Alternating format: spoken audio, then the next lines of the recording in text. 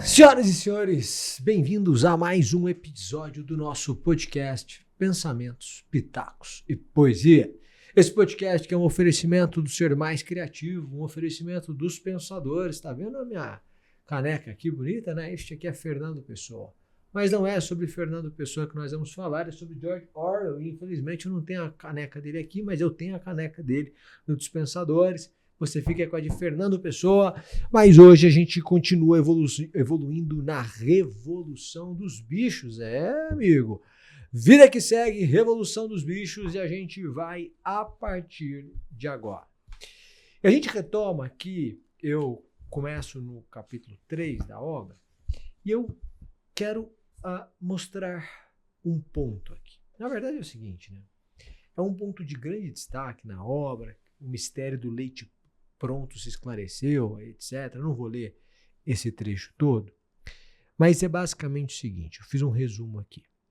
Quando a sociedade dos bichos se estabelece, eles expulsaram o homem, estabeleceram a sociedade dos bichos, a fazenda dos animais. É possível ver claramente a diferença entre eles. Todo mundo não é igual. Diferenças intelectuais, diferenças de liderança, diferenças de aptidão e de vontade para o trabalho também. Tudo isso apesar da consagrada igualdade entre os animais. E essa é a vida. Na verdade, gente, existe uma frase de Roberto Campos, não o neto, né, mas do Roberto Campos, que ele fala assim: Deus fez os homens profundamente desiguais. Essa é uma diferença essencial entre direita e esquerda, né? A direita, ela tem um valor central que é a liberdade. A esquerda tem um valor central que é a igualdade. Para a direita, as pessoas têm que ser livres. Tem que haver liberdade, liberdade de expressão, liberdade de pensamento, liberdade de ir e vir, livre iniciativa. É liberdade no talo. Para a esquerda tem que haver igualdade. Então, igualdade de acesso, igualdade de oportunidades, mas igualdade de tratamento, igualdade de condições, igualdade de moradia, igualdade de bens, igualdade em tudo. Beleza. E aí? Roberto Campos dizia: o problema é que o ser humano é profundamente desigual. As pessoas são muito, mas muito diferentes. O que acontece? Quando eles estabelecem a fazenda dos animais, fica claro que eles são desiguais. Existem pessoas com espírito maior de liderança, pessoas mais inteligentes, pessoas mais vocacionadas ao trabalho, gente que não gosta de trabalhar e finge que está trabalhando. Você tem de tudo ali.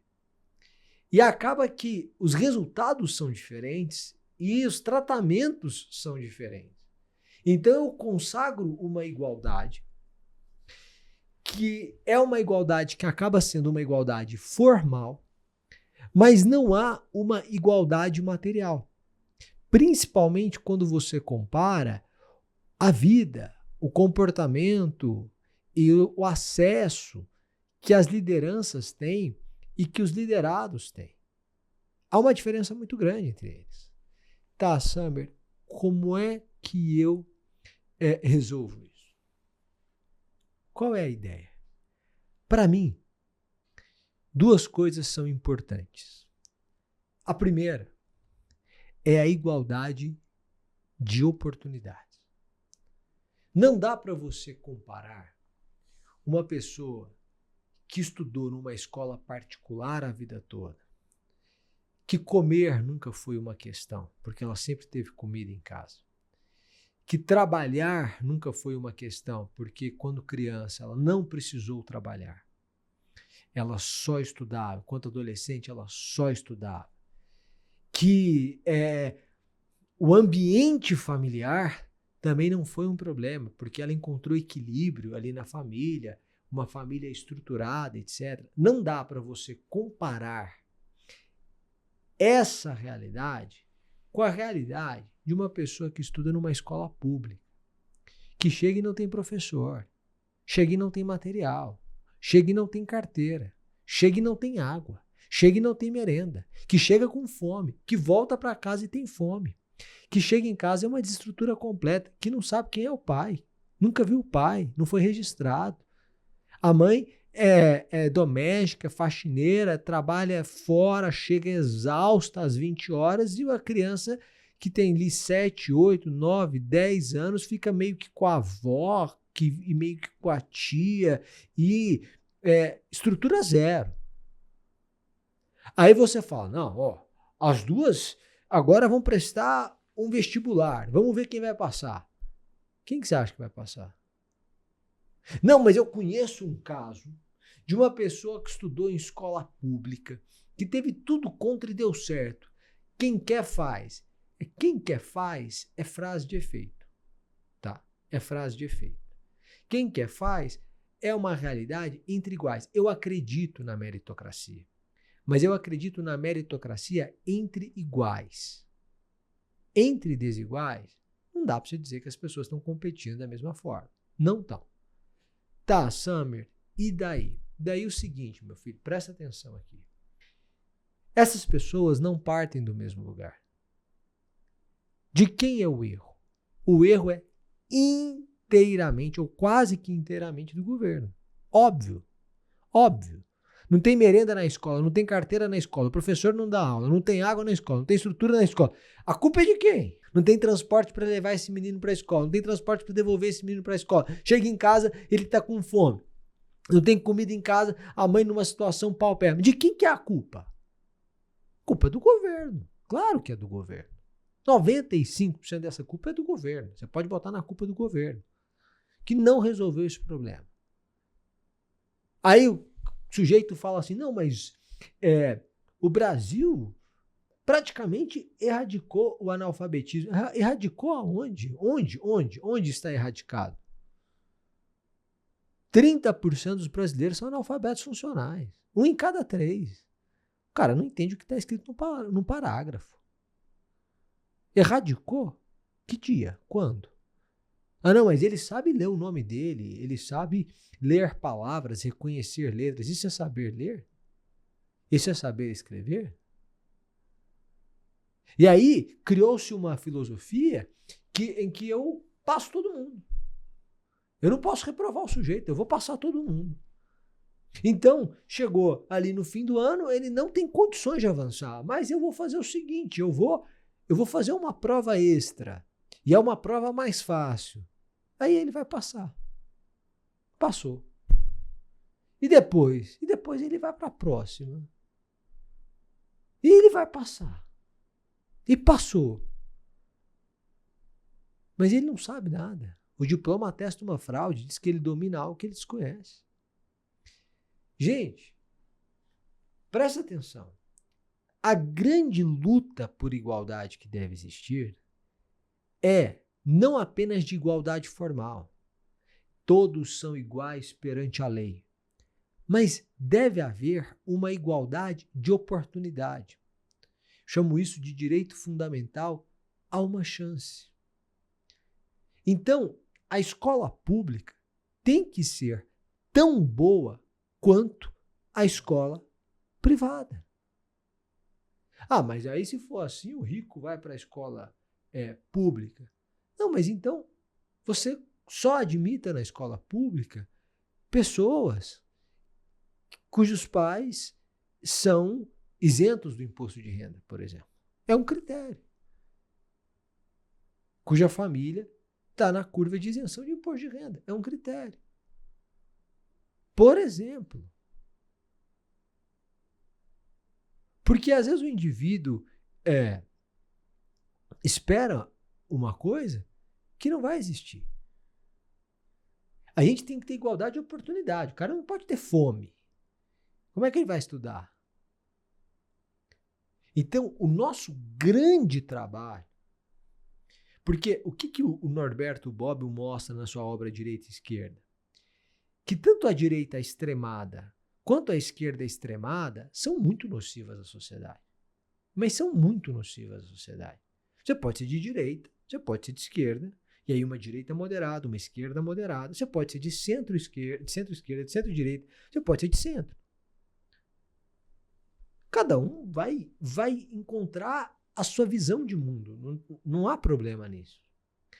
O ponto é, o que a gente precisa lutar em termos de igualdade é igualdade de acesso, igualdade de oportunidade. O cara passou mal, chegou no SUS, tem que ter medicação. Ele tem que ser atendido. É porque o brasileiro é muito passivo. Se você entrar no hospital público, você não aceita o negócio daquele.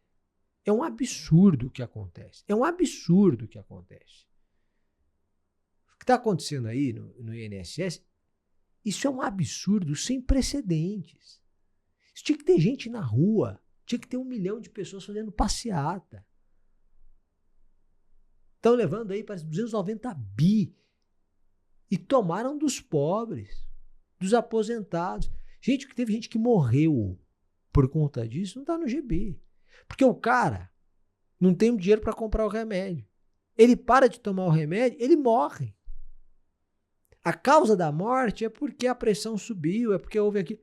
Mas tá, a causa da morte é essa. E esta é a causa imediata. A causa imediata é porque ele não teve dinheiro para comprar o remédio. E ele não teve dinheiro para comprar o remédio porque roubaram ele na aposentadoria.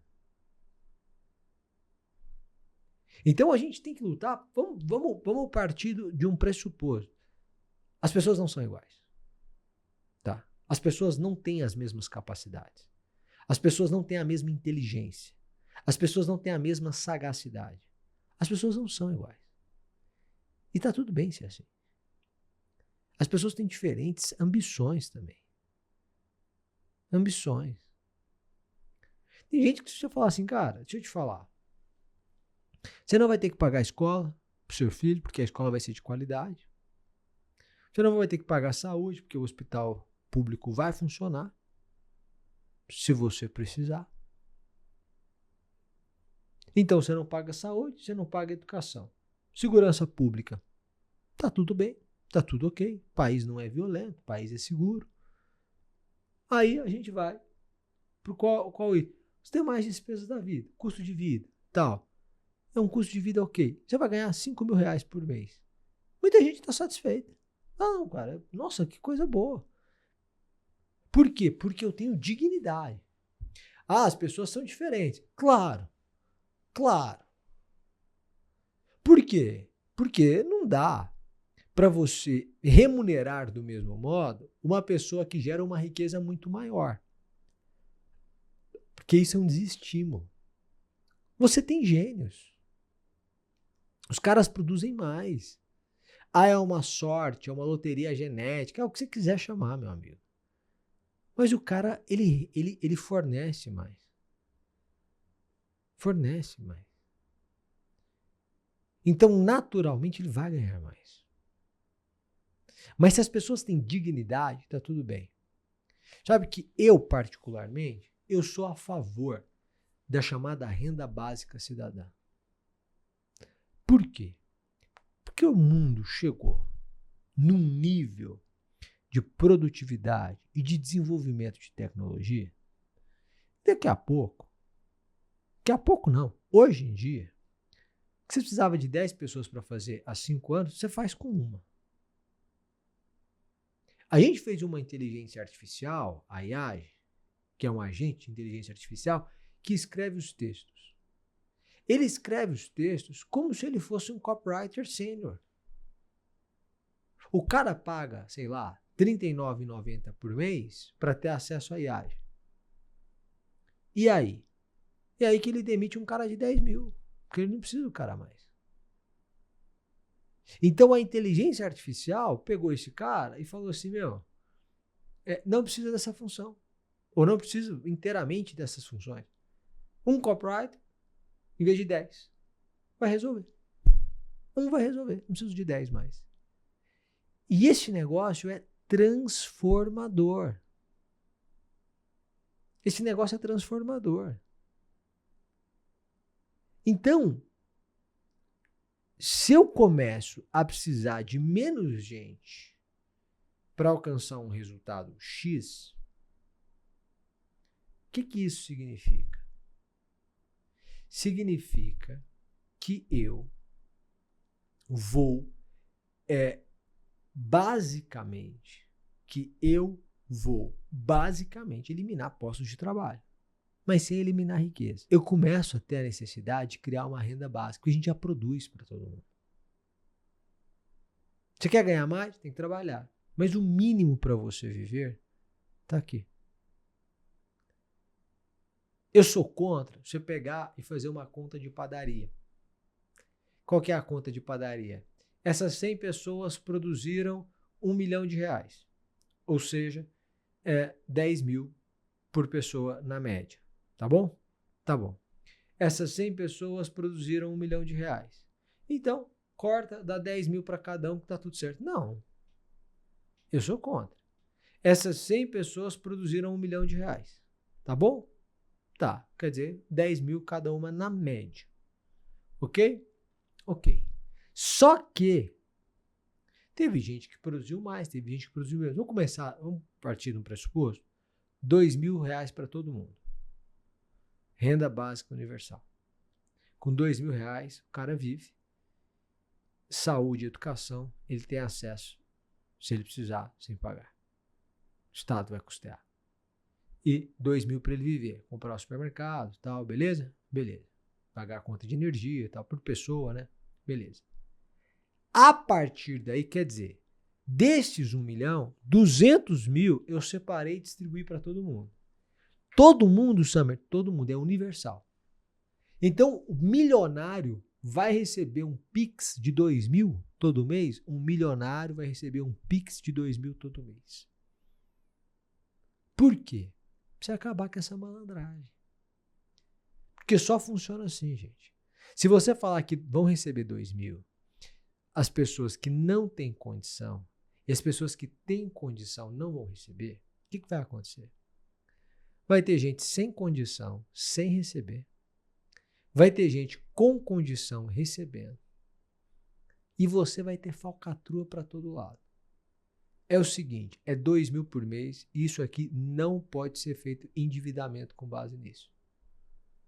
Ah, eu vou comprar uma moto, eu vou comprar um carro, vai comprar nada. Isso aqui é renda básica, para você comer. Pagar água, energia, gás, comida. É isso aqui. Sobraram 800 mil para eu distribuir para os 100. Agora é de acordo com o que cada um gerar de riqueza. Nossa, aquele cara é um gênio. Ele faz 100 mil, só um cara. Beleza, ele vai ganhar 102. O outro 30, o outro 20, o outro 5, o outro 3. Você vai acomodar cada um de acordo com a geração de riqueza que ele fez. Tá tudo certo. Por quê? Porque aí eu tenho a igualdade de dignidade, que é fundamental, o ser humano é igual em sua dignidade, tá tudo certo. E ao mesmo tempo, eu tenho uma liberdade em que eu considero as diferenças. Então, pelo que nós temos que lutar, na minha visão, se você quiser concordar, você fique à vontade para não concordar. Na minha visão, nós temos que lutar por igualdade de acesso, ou seja, sua origem não define seu destino. E hoje sua origem define seu destino em grande medida.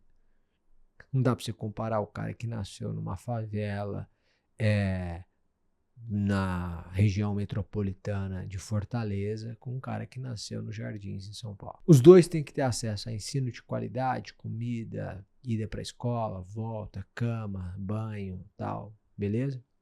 Se o cara tá dormindo em colchão com cobertor, com algodão de fio egípcio, não sei o quê, e o outro tá ali com lençol da Havan, não faz diferença. Aí é perfumaria. O cara tá borrifando, se a mulher tá borrifando Boticário ou Chanel, é perfumaria, gente, pelo amor de Deus. Não é porque a mulher, uma tá usando um perfume da Chanel, a outra do Boticário, que tá usando o perfume da Chanel vai dar mais certo, tal. Não tem nada a ver. Então, primeiro, é igualdade de oportunidade, de acesso. Segundo, vamos criar uma renda básica universal. Eu sou a favor da renda básica universal. da discussão. Vamos discutir, vamos entender, vamos construir uma forma disso ser viável para as pessoas. Ok? Ok. Dito isso, dali para frente, meu amigo, é meritocracia. Vamos ver quem é melhor. E o melhor vence. O melhor ganha. Por quê? Porque esse é o problema do socialismo. Ele só funciona do comunismo até você acabar com o dinheiro de todo mundo. Porque a melhor forma de você acabar com a pobreza é gerando riqueza, gente. É gerando riqueza. Então, quando a gente estimula o empreendedor, não é que o empreendedor é aquele cara malvado que pressiona o funcionário. Nada disso. O empreendedor é um otimista. É um cara que não tem garantia nenhuma, que acorda cedo, o cara vai lá, ele abre a loja dele, ele é um vendedor de capinha de celular. Esse cara pode abrir ali a porta dele, no camelódromo de Balneário Camboriú, e não vender uma capinha no dia. O dono do supermercado, que já é um empreendedor maior, ou do mercadinho próximo à sua casa, quando ele abre a porta, não há garantia de que alguém vai entrar e vai comprar. Há uma previsibilidade, há uma expectativa, mas não há garantia. Não existe essa garantia. O cara é um otimista. O cara é um otimista, porque não existe nada dizendo para ele, ó, você vai abrir hoje. E ele já começa devendo. Por quê? Porque a hora que ele puxa a porta e abre, já tem luz acesa, lâmpada acesa, ar-condicionado funcionando, funcionário lá, contador, a mercadoria que ele comprou que ele tem que pagar. Então ele começa devendo tudo. E a expectativa dele é que ao longo do dia ele venda o suficiente para cobrir os seus custos e sobrar um lucro, sobrar alguma coisa. Mas eu não estou falando para você ter dó do empreendedor, não. Eu estou falando para você entender que se eu começar a ter, se essa loja crescer, não vai dar mais para ser só ele. Ele vai precisar de um outro vendedor, de um outro funcionário para controlar o estoque. Já são 2. Se ela crescer mais, ele vai precisar de mais 3 vendedores, mais 3 pessoas no estoque. Se ela crescer mais, ele vai precisar abrir uma outra unidade em outro lugar. E se ela crescer mais, ele vai passar a ter 7 unidades. E quando ele passar a ter 7 unidades, não dá mais para ele ter o estoque em cada uma. Ele vai ter que ter um centro de distribuição. E se ele tiver um centro de distribuição, ele vai ter que ter gente responsável por isso. E aí, ele vai ter que ter uma pessoa só que faz a compra, ele vai ter que ter um diretor de compra. Ele vai ter que ter um gerente de vendas. Ele vai ter que ter uma pessoa controlando o estoque. Ele vai ter que ter uma pessoa no marketing. Aquele empreendedor cresceu e muita gente cresceu com ele. Então, quando eu gero riqueza, eu diminuo a pobreza. Ah, mas a gente tem um grande problema de desigualdade social. Tem, é preocupante, tem que ser combatido. Por quê? Porque a desigualdade social acentuada conduz a uma insegurança pública, ao aumento da criminalidade. Então, quando você vai para países seguros no mundo, você olha para países seguros no mundo e o que você percebe são países, em regra, mais bem-sucedidos, tá? Mas, principalmente, são países com menor desigualdade social. Para você ter uma ideia, em Portugal, eu estou te dando números de 2019. Eu não me atualizei e tal. Estava em Portugal em 2019, mestrado, e conversávamos sobre isso, 2020, início de 2020. Quanto você acha que um juiz ganha em Portugal? O juiz ganha em Portugal, começa ganhando 2.000 euros por mês. Tá? Tá. Quanto é o salário mínimo em Portugal? Estou dando números de 2020, tá? 700 euros. Então, um juiz ganha 3 salários mínimos. Quanto é um salário mínimo no Brasil? R$ 1.500. Quanto um juiz ganha no Brasil? 45 mil reais. Quantos salários mínimos um juiz ganha? 30 salários mínimos. Um juiz português ganha 3. O juiz brasileiro ganha 30. A desigualdade social, ela começa fomentada pelo Estado. Porque o Estado cria esse tipo de discrepância. Summer, mas se diminuir, vai ter gente prestando do mesmo jeito, gente. Você acha que se você abrir concurso para o juiz ganhar 20 mil reais por mês e não 40 mil, não vai ter gente prestando? Qualificada? Que conversa. Claro que vai ter. E outra coisa, você pode escalonando. Ele vai ganhar 20 mil nos primeiros 3 anos, depois ele ganha 22, mais 3 anos, depois ele ganha 24, mais 3 anos, depois ele ganha 26. Pode chegar nos 45. Mas aí ele leva 20 anos para chegar nos 45. Cada 2 anos você vai aumentando. Ou a cada ano você aumenta. A cada ano você aumenta 1.000. Em 20 anos ele chega nos 40. Você acha que o cara não vai topar? Você acha que emprego de 40 mil tá aí, a torta direito, qualquer um arruma, toda hora? Conversa. Então, nós precisamos nos preocupar com igualdade de acesso de oportunidade, renda básica universal, liberdade de iniciativa e premiação das pessoas que conseguem fazer mais, diminuição da desigualdade social, que deve ser combinada com uma atuação do Estado para isso tudo. Meu amigo, se eu fizer isso aqui já melhora demais. Isso aqui já vira outra coisa. Você já reduz índices de criminalidade, você aumenta o bem-estar, você aumenta o índice de felicidade de um país, você aumenta a educação do país. Porque quando eu falo igualdade de acesso, eu tenho que melhorar a escola pública inteira. Inteira. Então, eu acho que é isso. Pode ser? Pode ser. Não vou me alongar, não. Eu vou deixar para entrar no próximo capítulo, no nosso próximo encontro. Porque eu gostei da nossa reflexão. Eu acho que eu teria que entrar numa outra reflexão muito diferente se eu tivesse que começar agora. Tudo bem? Tudo bem. Muito obrigado pela sua presença. Grande abraço e até mais. Tchau, tchau.